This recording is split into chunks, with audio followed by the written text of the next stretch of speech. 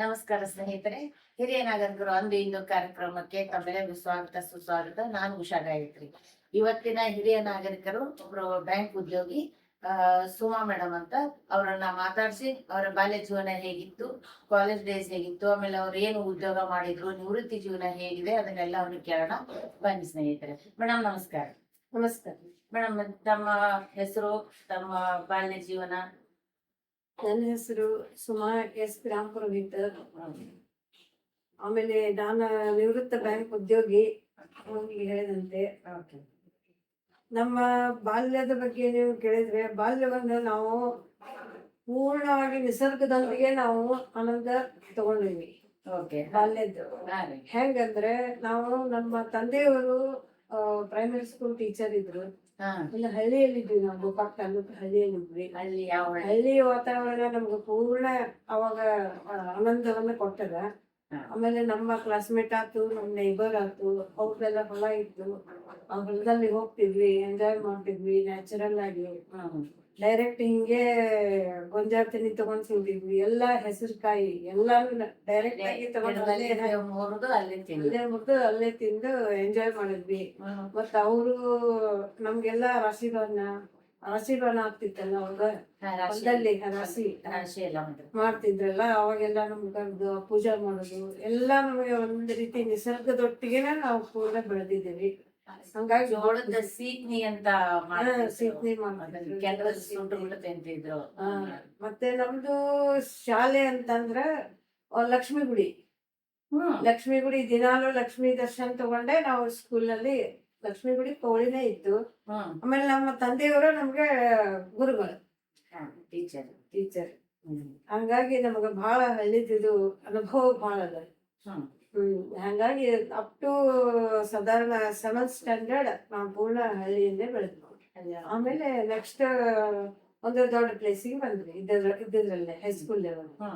High school ಮುಗಿದ ತಕ್ಷಣ ಕಾಲೇಜಿಗೆ ಧಾರವಾಡಕ್ಕೆ ಬಂದ್ವಿ. ಧಾರವಾಡ ಯಾವ ಕಾಲೇಜಲ್ಲಿ? ಕರ್ನಾಟಕ ಕಾಲೇಜ್ ಧಾರವಾಡ. ಆಮೇಲೆ ನಿಮ್ದು ಡಿಗ್ರಿ ಅದೆಲ್ಲ ನೀವು ಧಾರವಾಡಲ್ಲೇ ಮಾಡಿ? ಧಾರವಾಡದಲ್ಲೇ ಡಿಗ್ರಿ ಆಯ್ತು. ನಾನು ಡಿಗ್ರಿ ಓದುವಾಗ್ಲೇನೆ ನನಗೆ ಒಂದು ಬ್ಯಾಂಕ್ ಅಲ್ಲೇ ನಾನು ನೌಕರಿ ಮಾಡ್ಬೇಕು ಅಂತ ಹೇಳಿ ಬಹಳ ನನಗೆ ಇಚ್ಛೆ ಇತ್ತು. ಅದರ ಪ್ರಕಾರನೇ ನಾನು ಪ್ರಯತ್ನದಲ್ಲಿ ಇದ್ದೆ. BSc ಓದಿದೆ. ನಾನು BSc ಆಗಿದೆ. BSc ಓದುವಾಗ್ಲೇನೆ ನಾನು ಬುಕ್ಸ್ ಎಲ್ಲ ತಗೊಂಡು ಬ್ಯಾಂಕಿಂದು ಸೈಡ್ ಬೈ ಸೈಡ್ ಎಲ್ಲ ಜನರಲ್ ನಾಲೆಜ್ ಎಲ್ಲ ತಗೊಳ್ತಾ ಇದ್ದೆ. ಅದೇ ಅಲ್ಲೇ ನಾವು ನಮ್ಮ ಕರ್ನಾಟಕ ಕಾಲೇಜಲ್ಲೇ ನಮ್ದು ಬ್ಯಾಂಕ್ ಇತ್ತು, ಸಿಂಡಿಕೇಟ್ ಬ್ಯಾಂಕ್. ಅಲ್ಲೆಲ್ಲ ಕ್ಯೂ ಹಚ್ಚಿ ಪಾಳಿ ಹಚ್ಚಿ ಇದನ್ನ ಮಾಡಿ ಫೀಸ್ ತುಂಬೋದು. ಅದು ಒಂದು ಫ್ರೆಂಡ್ಸ್ ಜೋಡಿ ಅದೊಂದು ಬೇರೆನೆ ಅನುಭವ ಇತ್ತು. ಆಮೇಲೆ ನಾನು ಬ್ಯಾಂಕಿಗೆ ಜಾಯಿನ್ ಆದೆ. ನೀವು ಬ್ಯಾಂಕ್ ನನ್ನ ಕಾಲೇಜಲ್ಲಿ ಓದ್ಬೇಕಾದ್ರೆ ನನಗೆ ಬ್ಯಾಂಕ್ ವರ್ಕ್ ಮಾಡ್ಬೇಕು ಅಂತ ಆಸೆ ಇತ್ತು ಅಂತ ಹೇಳಿದ್ರೆ, ಎಕ್ಸಾಮ್ದೆಲ್ಲ ಪ್ರಿಪರೇಷನ್ ಹೆಂಗ್ ಮಾಡ್ಕೊಂಡ್ರಿ? ಮತ್ ನೀವು ಅಪ್ಲಿಕೇಶನ್ ಹಾಕಿದ ತಕ್ಷಣ ನಿಮಗ್ ಸಿಗ್ತಾ ಅಥವಾ ಅದಕ್ಕೇನಾದ್ರು ಎಕ್ಸಾಮ್ಸ್ ಕಟ್ಟಿದ್ರಿ ನೀವು? ಅವಾಗ BSRB ಅಂತ ಇತ್ತು, ಅಂದ್ರೆ ಬ್ಯಾಂಕಿಂಗ್ ಸರ್ವಿಸ್ ರಿಕ್ರೂಟ್ಮೆಂಟ್ ಬೋರ್ಡ್ ಅಂತ ಇತ್ತು. ಅದ್ರದ್ದು ನಾವು ಎಕ್ಸಾಮ್ ಬರಿಬೇಕಿತ್ತು. ಎಕ್ಸಾಮ್ ಬರ್ದೆ. ಆಮೇಲೆ 2-3 ಸಲ ಬರ್ದೆ ನಾನು ಎಕ್ಸಾಮ್. ಒಂದೇ ಸರಿ ಆಗ್ಲಿಲ್ಲ. ಆಮೇಲೆ ಸೆಕೆಂಡ್ ಟೈಮ್ನು ಬರ್ದೆ. ಆಮೇಲೆ ಥರ್ಡ್ ಟೈಮ್ ನನಗೆ ಸೆಲೆಕ್ಷನ್ ಆಯ್ತು.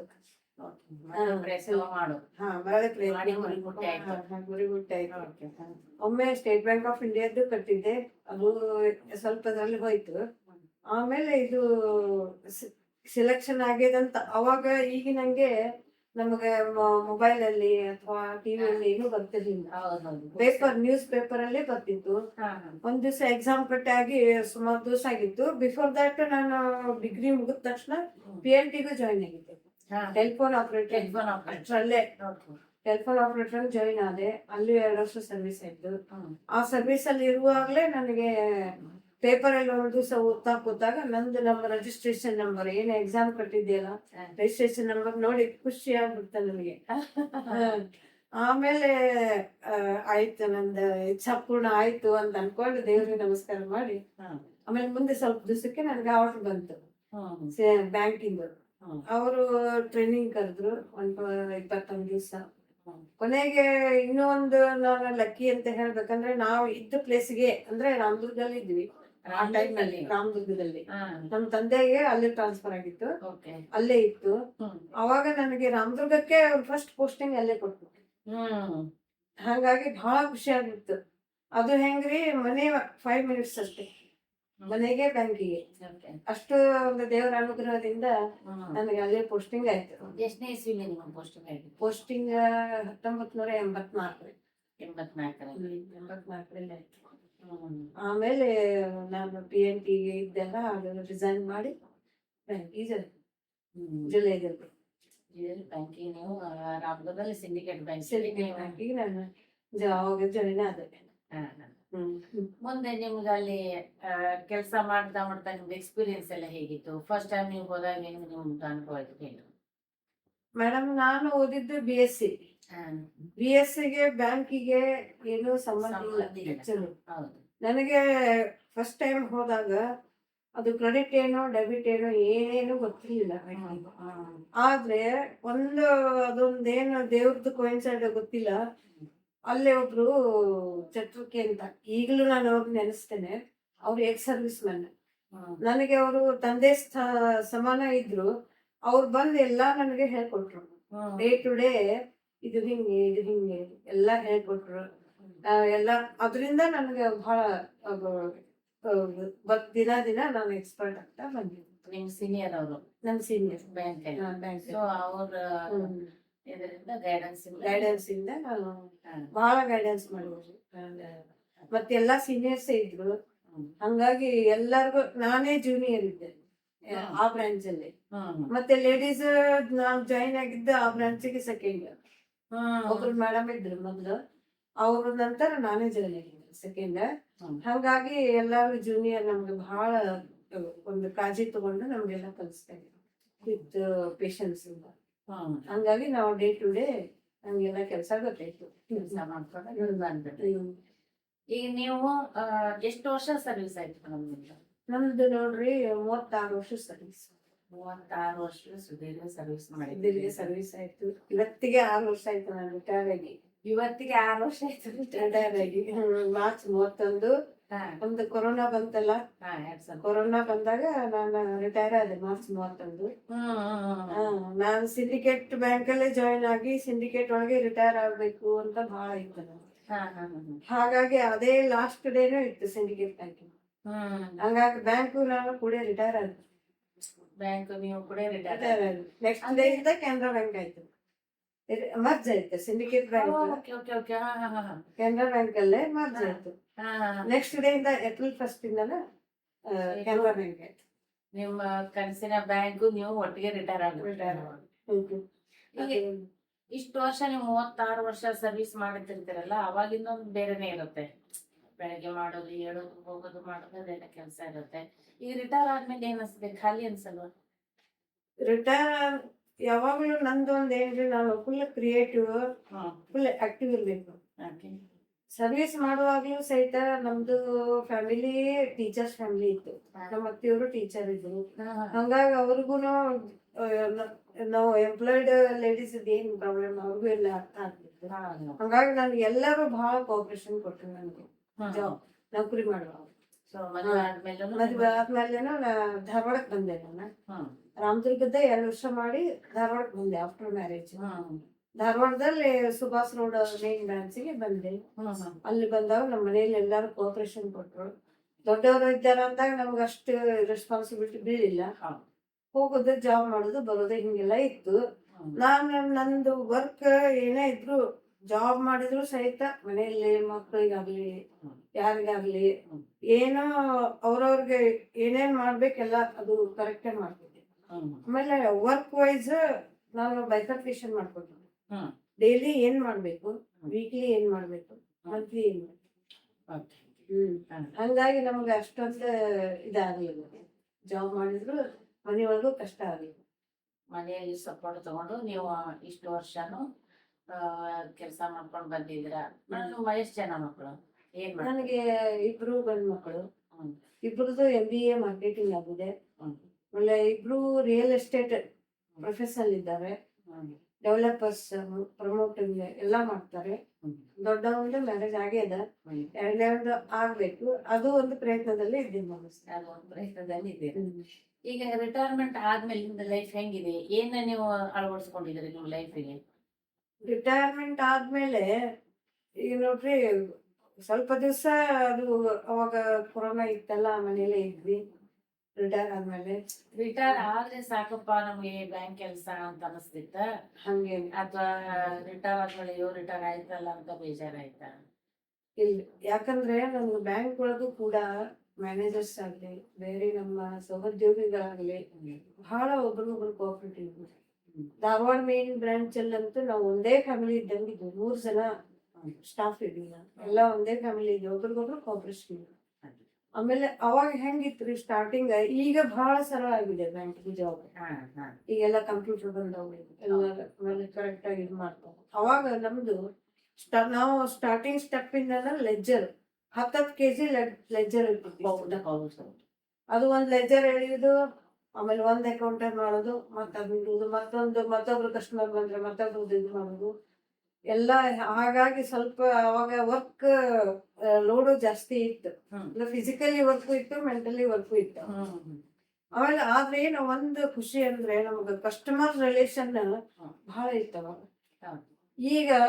ಈಗ ನಾವು ಬ್ಯಾಂಕಿಗೆ ಹೋದ್ರೆ ಯಾರ ಕಸ್ಟಮರ್ ಬಂದ್ರೆ, ಈಗ ಕಸ್ಟಮರ್ ನೋಡೋಷ್ಟು ಅವ್ರಿಗೆ ಹೊಸತ್ತಿರುವುದಿಲ್ಲ, ಯಾಕಂದ್ರೆ ಎಲ್ಲಾ ಕಂಪ್ಯೂಟರೈಸ್ಡ್ ಆಗಿದೆಯಲ್ಲ. ಈಗ ನೀವು ಇರುವಾಗ ಮ್ಯಾನ್ಯುವಲ್ ಇತ್ತು. ಹೌದು, ಪ್ರತಿಯೊಂದನ್ನು ನೀವು ಕೈಯಿಂದಾನೆ ಬರಿಬೇಕು. ನೀವು ವರ್ಕಿಂಗ್ ಅಲ್ಲಿ ಇರ್ಬೇಕಾದ್ರೆ ಕಂಪ್ಯೂಟರೈಸ್ ಆಯ್ತು ಅನ್ಕೋತೀನಿ. ಆಯ್ತು. ಸ್ವಲ್ಪ ದಿವಸ ಆದ್ಮೇಲೆ ನಿಮಗೇನದು ಯಾವ್ದು ಸರಳ ಅನಿಸ್ತು? ಮ್ಯಾನ್ಯುವಲ್ ಮಾಡೋದು ಈಸಿ ಅನಿಸ್ತಾ, ಕಂಪ್ಯೂಟರೈಸ್ ಮಾಡೋದೇ ಈಸಿ ಅನಿಸ್ತಾ, ಅಥವಾ ಸಡನ್ ಮ್ಯಾನ್ಯುವಲ್ ಟು ಕಂಪ್ಯೂಟರೈಸ್ ಬರ್ಬೇಕು ಅಂದಾಗ ಅದು ನಿಮ್ಗೆ ಏನಾದ್ರು ಕಷ್ಟ ಆಯ್ತು? ಅವಾಗ ನಿಮ್ಗೆ ಏನದು ಸವಾಲು ಅನಿಸ್ತು? ಕಷ್ಟ ಏನಿಲ್ಲ, ಟ್ರೈನಿಂಗ್ ಇರ್ತಿತ್ತಲ್ಲ, ಸ್ವಲ್ಪ ಟ್ರೈನಿಂಗ್ ಕೊಡ್ತಿದ್ರು. ಆಮೇಲೆ ನಮ್ಮ ಸೀನಿಯರ್ಸ್ ಎಲ್ಲ ಹೇಳ್ತಿದ್ರು. ಕಂಪ್ಯೂಟರ್ ಬಂದ್ರು ಕೂಡ ಮೊದ್ಲ ALPM ಬಂದಿತ್ತು, ಸ್ಟೆಪ್ ಬೈ ಸ್ಟೆಪ್ ಈಸಿಯಿಂದ ಆಮೇಲೆ ಬಂತು. ಆಮೇಲೆ TBM ಅಂತ ಆಯ್ತು, ಆಮೇಲೆ ಕಂಪ್ಯೂಟರ್ ಎಲ್ಲ ಬಂತು. ಹಂಗಾಗಿ ನಮ್ಗೆ ಕಲೀಲಿಕ್ಕೆ ಏನೋ ಕಷ್ಟ ಆಗಲಿಲ್ಲ. ಕಲೀಲಿಕ್ಕೇನು ಕಷ್ಟ ಆಗಲ್ಲ. ಬಟ್ ಯಾವ್ದು ಸರಳ ಅನಿಸ್ತೈತಿ ನಿಮಗ? ಮ್ಯಾನ್ಯುವಲ್ ಇದ್ದಿದ್ದೆ ಚೆನ್ನಾಗಿತ್ತು, ಇದೇನಪ್ಪ ಕಂಪ್ಯೂಟರ್ ಬರುತ್ತೆ ಈ ತರ ಅನಿಸ್ತ, ಅಥವಾ ಇಲ್ಲ ಮ್ಯಾನ್ಯುವಲ್ಗಿಂತ ಕಂಪ್ಯೂಟರ್ ಇಸ್ ಗುಡ್ ಅಂತ ಹಿಂಗ ಅನಿಸ್ತ? ಆದ್ರೆ ಮೇಡಮ್ ಒಂದಂದ್ರೆ, ಈಗ ಇದ್ರೊಳಗೆ ಜಗತ್ತಿನೊಳಗೆ ಪರಿವರ್ತನೆ ಆಗ್ತಾ ಬರ್ಬೇಕಲ್ಲ, ಅದಕ್ಕೆ ಅದು ಇಂಪ್ರೂವ್ಮೆಂಟ್ ಆಗ್ತಾ ಇರ್ಬೇಕು ಎಲ್ಲಾ ಫೀಲ್ಡ್ ಅಲ್ಲಿ. ಅದೇ ಟೈಪ್ ನಮಗೂ ಬ್ಯಾಂಕಿಂದ ಅವರು ಮ್ಯಾನೇಜ್ಮೆಂಟ್ ನವ್ರು ಇದು ಮಾಡಿ ಸ್ಟೆಪ್ ಬೈ ಸ್ಟೆಪ್ ಎಲ್ಲ ಕಲ್ತ್ವಿ. ಸೊ ನಿಮ್ಗೆ ತೊಂದರೆ ಅಂತ ಏನಾಗಿಲ್ಲ? ಈಗ ರಿಟೈರ್ ಆದ್ಮೇಲೆ ಏನೇನ್ ಮಾಡ್ತಿದ್ದೀರಾ ನೀವು? ರಿಟೈರ್ ಆದ್ಮೇಲೆ ಮೇಡಮ್ ಮನಿಯೊಳಗ ಎಲ್ಲಾ ಕೆಲಸ ನಾನು ಮಾಡ್ತಿದ್ದೀನಿ, ಸಾಧಾರಣ ಅಂದ್ರೆ ಫುಲ್ ಆಕ್ಟಿವ್ ಇರ್ತೇನೆ ಒಂದು. ಆಮೇಲೆ ನಾನು ಸತ್ಸಂಗ ಅಂತ ಹೇಳಿ ಜಾಯಿನ್ ಆಗಿದ್ದೆ. ಸತ್ಸಂಗದೊಳಗ ಭಜನಾ ಇರ್ತದಲ್ಲ, ನಾವು ಮತ್ತೆ ಬೇರೆ ಬೇರೆ ಒಂದು ಭಜನಾ ಇದಕ್ಕೂ ಸೇರ್ಕೊಂಡಿದ್ದೇನೆ, ಮಯಾ ಮಂಡಳ ಸೇರ್ಕೊಂಡು. ಅಲ್ಲಿ ಆಕ್ಟಿವಿಟೀಸ್ ಇರ್ತಾವ, ಒಂದು ದೇವ್ರದಂತ ಇರ್ತದೆ. ಹಂಗಾಗಿ ನಾವು ಫುಲ್ ಬಿಸಿನೇ ಇರ್ತೇನೆ. ಹಂಗ ಬೇಜಾರಂತ ಏನಾಗಿಲ್ಲ. ನಮ್ಮ ಫ್ರೆಂಡ್ ಸರ್ಕಲ್ ಇರ್ತಾನೆ, ನಮ್ದು ರಿಟೈರ್ಡ್ ಗ್ರೂಪ್ ಇದೆ. ಎಲ್ಲಾ ಭೇಟಿ ಆಗ್ತೀರಿ? ಭೇಟಿ ಆಗ್ತೀರಿ, ಫೋನ್ ಒಳಗಂತೂ ಮಾತಾಡ್ತೇವಿ. ಹಂಗ ಬೇಜಾರಂತ ಏನಾಗಿಲ್ಲ. ನಿಮ್ದು ಹಾಬೀಸ್ ಎಲ್ಲ ಏನಿದೆ ಮತ್ತೆ? ಹಾಬೀಸ್ ಅಂದ್ರೆ ನೋಡ್ರಿ, ಮೇನ್ ನಂದು ಹೆಲ್ತ್ ಕಡೆ ಹೆಲ್ತ್ ಕಾನ್ಸಿಯಸ್. ಆಮೇಲೆ ನ್ಯಾಚುರಲ್ ಸ್ವಲ್ಪ ಇದು ನಂದು ಬಹಳ ಇದೆ. ಏನೇ ಇದ್ರು ಏಕದಮ್ ನಾವು ಡಾಕ್ಟರ್ ಕಡೆ ಹೋಗಿ ಹಂಗ ಏನಿಲ್ಲ. ಮನೆಯೊಳಗೆ ಸ್ವಲ್ಪ ಏನಾಗ್ತದೆ ಪ್ರಯತ್ನ ಮಾಡೋದು, ಕಮ್ಮಿ ಆಗಿಲ್ಲ ನಿಮ್ಗೆ ಹೋಗೋದು. ಫಿಸಿಕಲಿ ಮೆಂಟಲಿ ನಾವು ಆರಾಮಿರ್ಬೇಕು. ನಿಮ್ ಹೆಲ್ತ್ ಕಾನ್ಶಿಯಸ್ ಇದೆ ಅಂದ್ರೆ ಏನೇನ್ ಪ್ರಯತ್ನ ಮಾಡ್ತೀರಿ ನೀವು? ಅಂದ್ರೆ ನಿಮ್ ಹೆಲ್ತ್ಗೋಸ್ಕರ ನೀವು ಚೆನ್ನಾಗಿರ್ಬೇಕು, ಆರೋಗ್ಯವಾಗಿರ್ಬೇಕು ಅನ್ನೋದಕ್ಕೆ ನಿಮ್ದು ರುಟೀನ್ ಹೇಗ್ ಸ್ಟಾರ್ಟ್ ಆಗುತ್ತೆ ಆಫ್ಟರ್ ರಿಟೈರ್ಮೆಂಟ್? ಬೆಳಗ್ಗೆ ಎದ್ದ ತಕ್ಷಣ ನಿಮ್ದು ರುಟೀನ್ ಎಲ್ಲ ಹೆಂಗ್ ಸ್ಟಾರ್ಟ್ ಆಗಿ ಬೆಳಿಗ್ಗೆ ಮೇಡಮ್ 6 ಗಂಟೆ ಸುಮಾರು ಹೇಳ್ತೀವಿ. ಆಮೇಲೆ 6:30 7 ಯೋಗ ಕ್ಲಾಸ್. ಯೋಗ ಕ್ಲಾಸ್ ಅದ್ರಲ್ಲೇ ನಮ್ಗೆ ಸ್ವಲ್ಪ ಫಿಸಿಕಲಿ ಎಲ್ಲ ಇದು ಸಿಗ್ತದೆ ನಮ್ಗೆ. ಆಮೇಲೆ ನಮ್ಮ ಮನೆ ಕೆಲಸ ಮಾಡ್ಕೊಳ್ಳೋದು. ಆಮೇಲೆ ಮಗ ಆಫೀಸ್ಗೆ ಹೋಗ್ತಾನೆ, ಅವನಿಗೆಲ್ಲ ತಯಾರು ಮಾಡ್ಕೊಡೋದು. ಫುಡ್ ಆದ್ರೂ ಸಹ ನಾವು ಡಯಟ್ ಫುಡ್ ತಗೊಳ್ತೇವೆ ಮಾರ್ನಿಂಗ್. ಮೊಳಕೆ ಮತ್ತೆ ಸೀಡ್ಸ್, ಆಮೇಲೆ ಫ್ರೂಟ್ಸ್, ಅಂದ್ರೆ ಫುಡ್ ಕಾನ್ಶಿಯಸ್ ನಮ್ದು ಇದು ಇದೆ. ಏನಂದ್ರೆ ಏನೋ ಮಾಡ್ಕೊಳ್ಳೋದಿಲ್ಲ. ಆಮೇಲೆ ಮಧ್ಯಾಹ್ನ ಊಟ ಅದು ಕೆಲ್ಸಕ್ಕೆ ಇರ್ತದೆ. ಸೊ ನಿಮ್ದು ಏನ್ ರುಟೀನ್ ಇದೆ ಮನೆಯಲ್ಲಿ ಕೂಡ ಅದನ್ನೇ ನೀವು ಅಳವಡಿಸಿದ್ರಿ. ಆಹಾರದೊಳಗೆ ಬಹಳ ಕೇರ್ ತಗೋತೀವಿ. ಈಗ ನೀವು ಭಜನೆಗೆಲ್ಲ ಹೋಗ್ತೀರಿ, ಯೋಗ ಎಲ್ಲ ಮಾಡ್ತೀರಿ, ಅದ್ರಿಂದ ಎಷ್ಟು ಬೆನಿಫಿಟ್ ಆಗಿದೆ ನಿಮ್ಗೆ? ಆಗಿದೆ, ಮಾನಸಿಕ ಶಾಂತಿ ಸಿಗ್ತದೆ. ಭಜನೆ ಎಲ್ಲ ಮಾಡುದು, ದೇವ್ರದಿಂದ ಮಾಡುದು, ದೇವರಿಂದನ ನಾವು ಇಷ್ಟೆಲ್ಲ ದೇವ್ರ ಕೊಟ್ಟಾರ ನಮ್ಗೆ ಇಲ್ಲಿವರೆಗೆ. ಮತ್ತೆ ಇನ್ನೊಂದಂದ್ರೆ ನಾವು ಬರ್ತ್ಡೇ ಏನಾದ್ರು ಮಾಡಿದ್ರೆ ಅಂದ್ರೆ ದೇವ್ರು ನಮ್ಗೆ ರೊಕ್ಕದ ರೂಪದೊಳಗೆ ಕೊಟ್ಟಾನಲ್ಲ, ಅದಕ್ಕೆ ನಾವು ಅನಾಥಾಶ್ರಮಕ್ಕೆ ಹೋಗಿ ಒಂದ್ ದಿವಸದ ಊಟದ್ದಾಗ್ಲಿ ಅಥವಾ ಮತ್ತೆ ಬೇರೆ ಇವು ಮನೋವಿಕಾಸ ಕೇಂದ್ರ ಹಂಗೆಲ್ಲ ಇರ್ತಾವಲ್ಲ, ಅಲ್ಲೇ ಹೋಗಿ ಬರ್ತ್ಡೇ ದಿವಸ ಅಲ್ಲೇ ಒಂದ್ ದಿವಸದ ಊಟದ್ದು ಹಿಂಗೆ ಒಂದೇನೋ ಅಲ್ಲೇ ನಿಮ್ಮ ಬರ್ತಡೇನ ಆಚರಿಸ್ಕೊತೀವಿ. ಇದು ಒಂಥರ ಒಳ್ಳೇದೇನೆ. ಯಾಕಂದ್ರೆ ಮನೇಲಿ ಸುಮ್ನೆ ಕೇಕ್ ಕಟ್ ಮಾಡಿದ್ರೆ ಅದು ಇದು ತಿಂದೆ ಮಾಡೋಕ್ಕಿಂತ ನೀವು ಹೋಗಿ ಒಂದು ಅನಾಥಾಶ್ರಮಗಳಾಗಲಿ ಎಲ್ಲೋ ಒಂದ್ ಕಡೆ ನೀವು ಮಾಡ್ಕೊಂಡಾಗ ಮಕ್ಕಳಿಗೆ ಒಂಥರ ಚೇಂಜ್ ಅನ್ಸುತ್ತೆ, ಚೇಂಜ್ ವಿಷಯ ಅನ್ಸುತ್ತೆ. ಈಗ ಇದನ್ನೇ ನನ್ನ ಮಕ್ಕಳು ಸುರ ಮಕ್ಕಳನ್ನ ಸ್ಟಾರ್ಟ್ ಮಾಡ್ಯಾರ. ಅವರು ಲಾಸ್ಟ್ ಇಯರ್ ನನ್ನ ಬರ್ತ್ಡೇ ಅವರೇ ಅರೇಂಜ್ಮೆಂಟ್ ಮಾಡ್ಬಿಟ್ಟಿದ್ರು ವೃದ್ಧಾಶ್ರಮದಲ್ಲಿ. ವೃದ್ಧಾಶ್ರಮದಕ್ಕೆ ಹೋಗಿ ನನಗೆ ಸರ್ಪ್ರೈಸ್ ಮಾಡಿದ್ರು ಅವತ್ತೆ. ಅವರೇ ಹೋಗಿ ಕರ್ಕೊಂಡು ಹೋಗಿ ಅಲ್ಲೇ ಎಲ್ಲಾರ್ಗು ಸ್ವೀಟ್ ಹಂಚಿ ಅವ್ರು ಮುಟ್ಟಿದ ಅರೇಂಜ್ಮೆಂಟ್ ಮಾಡೋದು. ಈಗ ಒಂದು ಮಾತಿದೆ, ಏನಂದ್ರೆ ಕೆಲವರು ಅವ್ರವ್ರ ಅಭಿಪ್ರಾಯ ಅವ್ರವ್ರಿಗೆ. ಈಗ ನೀವು ಹೇಳಿದ್ರೆ ನಾವು ವೃದ್ಧಾಶ್ರಮದಲ್ಲಿ ಆಯ್ತು, ಮನೋವಿಕಾಸಗಳು ನಾವ್ ಅಲ್ಲಿ ಹೋಗಿ ಕೆಲವು ಬರ್ತಡೇ ಆಚರಿಸ್ಕೋತೀವಿ, ಅವಾಗ ಹೆಂಗಿರುತ್ತೆ ನಿಮ್ದು ಫೀಲ್ ಅದು? ಅಲ್ಲಿ ಅವರೆಲ್ಲ ಹೆಂಗ್ ರೆಸ್ಪಾಂಡ್ ಮಾಡ್ತಾರೆ ನಿಮ್ಗೆ? ಎಲ್ಲ ರೆಸ್ಪಾಂಡ್ ಖುಷಿ ಆಗ್ಬಿಡ್ತಿದ್ರು, ಎಲ್ಲಾರು ಖುಷಿ ಆಗ್ತಿದ್ರು, ವಿಶ್ ಮಾಡ್ತಿದ್ರು, ಎಲ್ಲಾರು ವಿಶ್ ಮಾಡ್ತಿದ್ರು. ಅದು ಒಂದು ನಮಗೂ ಖುಷಿ ಇರ್ತಿತ್ತು. ಎಲ್ಲ ಒಂದ್ ಕಡೆ ಕೇಳಿದ್ ನೆನಪು ನನಗೆ, ಬಹಳಷ್ಟು ಜನ ಈ ತರ ವೃದ್ಧಾಶ್ರಮಕ್ಕಾಯ್ತು ಅನಾಥಾಶ್ರಮಕ್ಕಾಯ್ತು ನೀವು ಹೋಗಿ ನಿಮ್ಮ ಬರ್ತ್ಡೇನ ಸೆಲೆಬ್ರೇಟ್ ಮಾಡ್ಕೊಂತೀರಾ, ಅದರಿಂದ ನಿಮ್ಗೆ ಖುಷಿ ಆಗಿತ್ತೆ ಅಂತ ನೀವು ತಿಳ್ಕೊತೀರಾ. ಬಟ್ ಅವ್ರಿಗೆ ಸ್ವಲ್ಪ ನೋವಾಗುತ್ತೆ. ಯಾಕಂದ್ರೆ ನಾನೊಬ್ಬಳು ತಾಯಿ ಇಲ್ಲ, ತಂದೆ ಇಲ್ಲ, ನನಗೆ ಈ ತರ ಹುಟ್ಟಿದಬ್ಬ ಮಾಡಲ್ಲ ಅಂತ ಮಕ್ಕಳ ಮನಸ್ಸಿನಲ್ಲಿ ಬಂದ್ರೆ, ನಮ್ಮ ಮಕ್ಕಳು ನಮ್ಮ ಹುಟ್ಟಿದಬ್ಬ ಆಯ್ತು ನಮ್ಮನ್ನ ನೋಡ್ಕೊಳ್ಳೋದು ಇಲ್ಲಿ ಹಾಕಿದಾರಲ್ಲ ಅನ್ನೋದು ಹಿರಿಯರ ಮನಸ್ಸಿನಲ್ಲಿ ಬರುತ್ತೆ. ಅದಕ್ಕೆ ದಯವಿಟ್ಟು ಆ ತರ ಮಾಡ್ಬಿಡಿ ಅಂತ ಎಲ್ಲೋ ಒಂದ್ ಕಡೆ ಓದಿದ್ ನೆನಪು ನಂಗೆ. ಇದಕ್ಕೆ ನೀವೇನ್ ಹೇಳತ್ತೀವಿ ಮಾಡ್ತೀವಿ? ಅದು ನೋಡ್ರಿ ಮೇಡಮ್, ಅನಾಥಾಶ್ರಮ ಅಂದ್ರೆ ಅವ್ರಿಗೆ ಅವ್ರ ತಂದೆ ತಾಯಿ ಇರ್ತಾರೆ. ಕೆಲವೊಬ್ರಿಗೆ ಇರ್ಲಿಕ್ಕಿಲ್ಲ, ಅದು ದೇವ ಇಚ್ಛೆ. ಇರ್ತಾರೆ ಅವ್ರು ಒಂದ್ ಏನೋ ಒಂದ್ ತಮ್ದ ಅನುಕೂಲ ಒಂದು ಫೈನಾನ್ಸಿಯಲ್ ಇದರಿಂದ ಇಲ್ಲಿ ಬರ್ತಾರೆ. ಇಲ್ಲಿ ಇರೋ ಸಿಬ್ಬಂದಿ ಎಲ್ಲಾನು ಅವ್ರಿಗೆ ತಂದೆ ತಾಯಿ ಹಾಗೇನೆ ಅವ್ರಿಗೆ ಪ್ರೀತಿ ಅಂತಕ್ಕಂಥ ಕೊಡ್ತಿರ್ತಾರೆ. ಮತ್ತೆ ನಮಗ್ ಏನ್ ಆಗ್ತದೆ ಯಾವ ಟೈಮಲ್ಲಿ ಅದಕ್ಕೆ ಹೋಗಿ ನಮ್ ಕಡೆ ಏನ್ ಸಾಧ್ಯ ಇದೆ ಮಾತ್ರ ನಾವ್ ಮಾಡಕ್ ಸಾಧ್ಯ. ಅವ್ರ ಮಕ್ಕಳಿಗೆ ನೋವಾಗುತ್ತೆ ಅಂತ ಅವ್ರ ಪೇರೆಂಟ್ಸ್ ಆಗ್ಲಿ ಮಕ್ಕಳಲ್ಲಿ ನಾವು ತಂದು ಕೊಡಕ್ ಆಗಂಗಿಲ್ಲ ಅಂತ ಹೇಳ್ತೀರ ನೀವು. ಸೊ ಎಷ್ಟು ನಮ್ ಕಡೆಯಿಂದ ಸಾಧ್ಯ ಅಷ್ಟು ಖುಷಿ ಕೊಡೋದಕ್ಕೆ ನಾವು ಇಷ್ಟ ಪಡ್ಬೋದು ಅಂತ ಹೇಳ್ತೇವೆ. ಮತ್ತೆ ನಿಮ್ದು ಲೈಫ್ ರುಟೀನ್ ಅಲ್ಲಿ ಏನ್ ಹೇಳಕ್ ಇಷ್ಟ ಪಡ್ತೀರಿ ನೀವು? ಬೇರೆ ಏನಾದ್ರು ಮಾಡ್ತೀರಿ, ಮ್ಯೂಸಿಕ್ ಕ್ಲಾಸ್ ಹೋಗ್ತೀರಿ, ಅಥವಾ ನಿಮ್ಮ ಸತ್ಸಂಗದಲ್ಲಿ ಏನೇನೋ ಪ್ರೋಗ್ರಾಮ್ಸ್ ಎಲ್ಲ ಮಾಡ್ತೀನಿ ಅಂತಂದ್ರೆ ಯಾವ ಟೈಪ್ ಪ್ರೋಗ್ರಾಮ್ಸ್ ಎಲ್ಲ ಮಾಡ್ತೀನಿ? ಭಜನೆ ಅದು ಮಾಡ್ತೇವ್ರಿ. ಆಮೇಲೆ ಈಗ ರೀಸೆಂಟ್ ಆಗಿ ನಾನು ಟಿವಿ ಒಳಗೆ ನೋಡಿದ್ರು ನಾನು ಕೆಲವೊಂದು ಸೆಲೆಕ್ಟೆಡ್ ಮಾತ್ರ ನೋಡ್ತಿರ್ತೀನಿ. ಅದ್ರಲ್ಲೇ ಒಂದಂದ್ರೆ ಚಂದನ್ ಟಿವಿಯಲ್ಲಿ ಥಟ್ಟಂತ ಹೇಳಿ ಒಂದು ಕಾರ್ಯಕ್ರಮ ಬರ್ತದೆ. ಅದು ಡಾಕ್ಟರ್ ಸೋಮೇಶ್ವರ್ ನನಗೆ ಆ ಪ್ರೋಗ್ರಾಮ್ ಬಹಳ ನನಗೆ ಹಿಡಿಸಿತ್ತು. ಡೈಲಿ ನೋಡ್ತಿದ್ದೆ ರೆಗ್ಯುಲರ್ ಆಗಿ. ಮತ್ತೆ ಇಲ್ಲೇನೋ ನನಗೆ ಏನ್ ಸಾಧ್ಯದ ಅದು ಕ್ವಶನ್ಸ್ ಬಿಡಿಸ್ತಿದ್ದೆ ಕೂತಲ್ಲೇ ಮನೆಯಲ್ಲೇ. ಓದೋ ಅಭ್ಯಾಸ ಇದೆ ಅಂತ? ಓದೋ ಅಭ್ಯಾಸ ಇದೆ, ಹಂಗಾಗಿ ಬಿಡಿಸ್ತಿದ್ದೆ. ಸ್ವಲ್ಪ ಒಂದ ಅಬೌವ್ 50 ಮಾರ್ಕ್ಸ್ ಹಿಂಗೆಲ್ಲ ಬರ್ತಿತ್ತು ನನಗೆ. ಅಂದ್ರೆ ಮನೇಲೆ ನೋಡಿದೆ, ನಾ ಯಾಕೆ ಪ್ರಯತ್ನ ಮಾಡಬಾರ್ದು ಅಂತ ಒಂದ್ ದಿವಸ ಅನಿಸ್ತು. ಆಮೇಲೆ ಅವ್ರಿಗೆ ಲೆಟರ್ ಬರ್ದೆ. ಒಂದ್ ದಿವಸ ಕರೆದ್ರೆ ನನಗೆ ಚಂದನ್ ಟಿವಿ ದೂರದರ್ಶನಕ್ಕೆ ಹೋಗಿದ್ದೆ. ಹೋಗಿ ಅಲ್ಲೇ ನಾನು ಭಾಗವಹಿಸಿದೆ. ಆಮೇಲೆ ಅವ್ರು ಡಾಕ್ಟರ್ ಸೋಮೇಶ್ವರ್ ಅವ್ರಿಗೆ ನಮಸ್ಕಾರ ಮಾಡ್ಬೇಕು, ಅವ್ರ ಪಾದ ಮುಟ್ಟಿ ಅನ್ನೋದು ಒಂದು ನನ್ಗೆ ಬಹಳ ಇತ್ತು. ನೀವು ಇದನ್ನ ಯಾವ ಟೈಮಲ್ಲಿ ನೀವು ಆ ಪ್ರೋಗ್ರಾಮ್ ಹೋಗಿತ್ತು? ನಾನು ನೋಡ್ರಿ ಮೇಡಮ್ ವರ್ಕಿಂಗ್ ಅಲ್ಲಿ ಇರುವಾಗ? ಇಲ್ಲ, ರಿಟೈರ್ ಆದ್ಮೇಲೆ. ಈಗ ರಿಟೈರ್ ಆದ್ಮೇಲೆ ವರ್ಕಿಂಗ್ ಇರುವಾಗ ಇವೆಲ್ಲ ಅವಾಗ ರುಟೀನೇ ಬೇರೆ ಇರ್ತದೆ ನಮ್ದು. ಹೌದು. ಅವಾಗಾದ್ರೂ ನಾವು ಕಲ್ಚರಲ್ ಆಕ್ಟಿವಿಟೀಸ್ ಮಾಡ್ತಿದ್ವಿ ಹ್ಮ್ ನಮ್ಮ ಆಫೀಸ್ ಒಳಗೆಲ್ಲ. ಹ್ಮ್ ಬಟ್ ಏನದಲ್ಲ, ಈ ಲೆವೆಲ್ಗೆ ನಮ್ಗೆ ಸ್ವಲ್ಪ ಟೈಮ್ ಬೇಕಲ್ಲ ಇವೆಲ್ಲ ಮಾಡಿ. ಬೇಕು. ರಿಟೈರ್ ಆದ್ಮೇಲೆ ಅಂದ್ರೆ ಇತ್ತೀಚೆಗೆ ಮಾಡಿದಂಗ ಆಯ್ತು.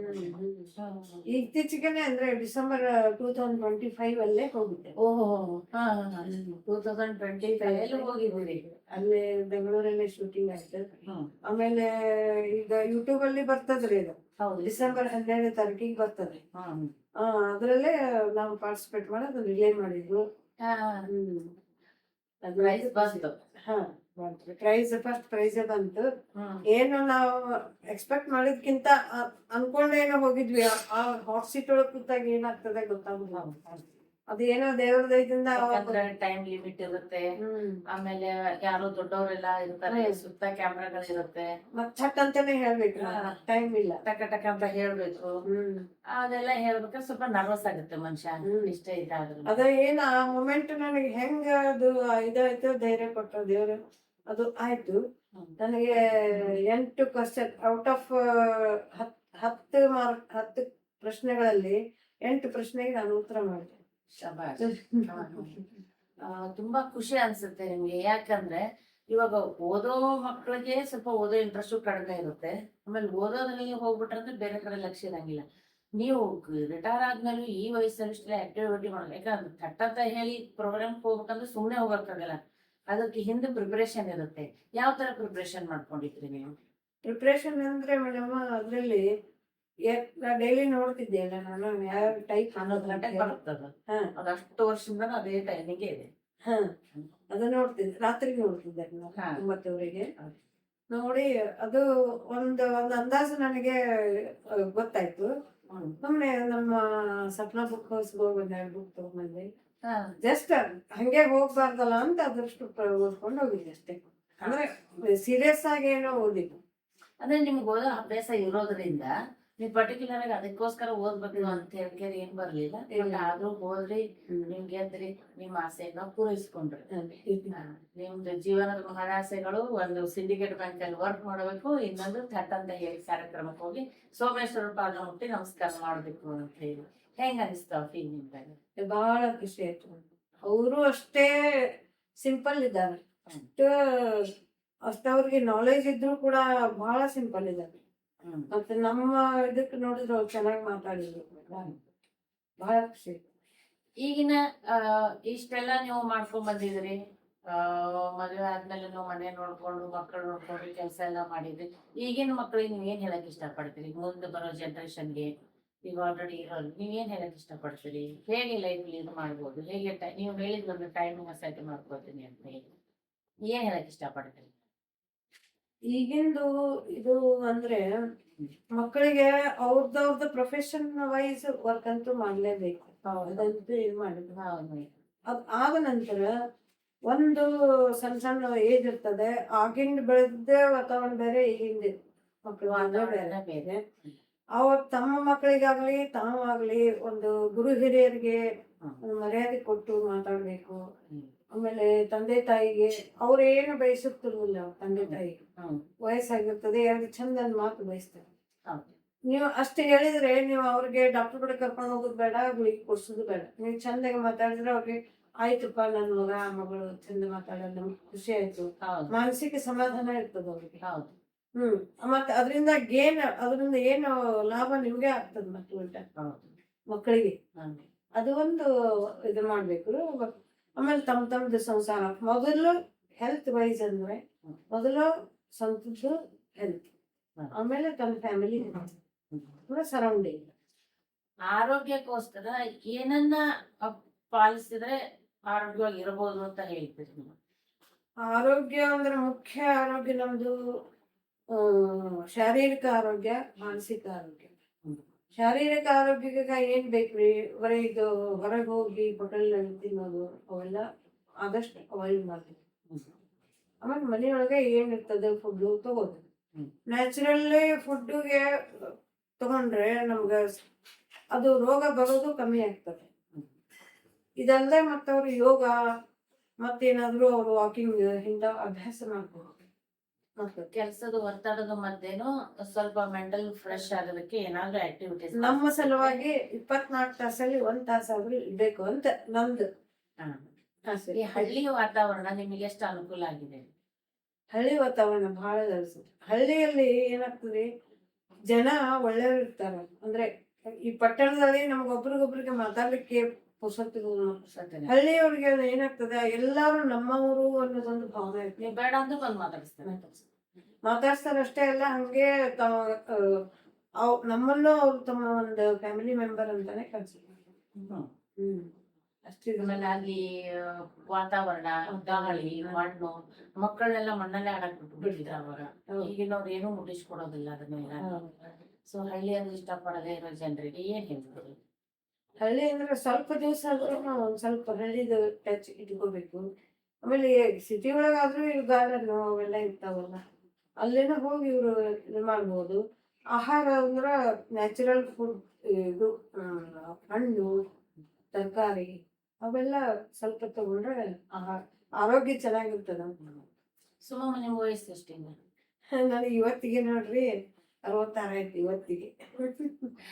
66 ವಯಸ್ಸಿನಲ್ಲೂ 16 ವರ್ಷದ ಹುಡುಗಿ ತರ ತುಂಬಾ ಆಕ್ಟಿವ್ ಆಗಿ ಖುಷಿಯಾಗಿದ್ದು, ತಮ್ಮ ಜೀವನದ ಏನೇನ ಆಸೆಗಳಿದೆ ಅನ್ನೋದನ್ನ ಅದನ್ನ ಮಜಲುಗಳ ರೀತಿಯಲ್ಲಿ, ನಾನು ಈ ಬ್ಯಾಂಕಲ್ಲಿ ವರ್ಕ್ ಮಾಡ್ಬೇಕು, ನಾನು ಬ್ಯಾಂಕಲ್ಲಿ ವರ್ಕ್ ಮಾಡ್ಬೇಕಾದ್ರೆ ಇದೇ ರೀತಿಯಿಂದ ಮಾಡ್ಬೇಕು ಅಂತ ಹೇಳಿ ಜೀವನದಲ್ಲಿ ಒಂದು ಶಿಸ್ತನ್ನ ಅಳವಡಿಸ್ಕೊಂಡು ತಮ್ಮ ಬ್ಯಾಂಕ್ ಜೀವನವನ್ನ ಮುಗಿಸಿ ನಿವೃತ್ತಿ ಹೊಂದಿದ ಮೇಲೂ ಆರೋಗ್ಯದ ದೃಷ್ಟಿಯಿಂದ ನಾವೆಲ್ಲ ಹೇಗಿರ್ಬೇಕು, ನಾವು ಚೆನ್ನಾಗಿರ್ಬೇಕಾದ್ರೆ ಏನೇನ್ ಮಾಡ್ಬೇಕು, ಯೋಗ ಮಾಡ್ಬೇಕು, ಫ್ರೆಶ್ ಫ್ರೂಟ್ಸ್ ತಿನ್ಬೇಕು, ಅಥವಾ ವೆಜಿಟೇಬಲ್ಸ್ ಎಲ್ಲ ಹೊರಗಡೆ ಏನು ತಿನ್ನದೇ ಇರೋ ಹಾಗೆ, ಜಂಕ್ ಫುಡ್ ಹೊರಗೆ ಹೋಗದೆ ಇರೋ ಹಾಗೆ ಚೆನ್ನಾಗಿ ನಿಮ್ಮ ಆರೋಗ್ಯನ ಉಳಿಸ್ಕೊಂಡು ನೀವು 60 ವಯಸ್ಸಿನಲ್ಲೂ 80 ವಯಸ್ಸಿನಲ್ಲಿಯೂ ಕೂಡ 16-18 ವಯಸ್ಸರ ತರ ಆರೋಗ್ಯವಾಗಿರ್ಬೇಕು ಅಂತ ಹೇಳ್ತಾ ಇರೋ ಸುಮಾಮ ಅವರ ಇದನ್ನ ಸಂದರ್ಶನ ಮಾಡಿದ್ರೆ ನಮ್ಗೆ ತುಂಬಾ ಖುಷಿ ಅನ್ಸುತ್ತೆ.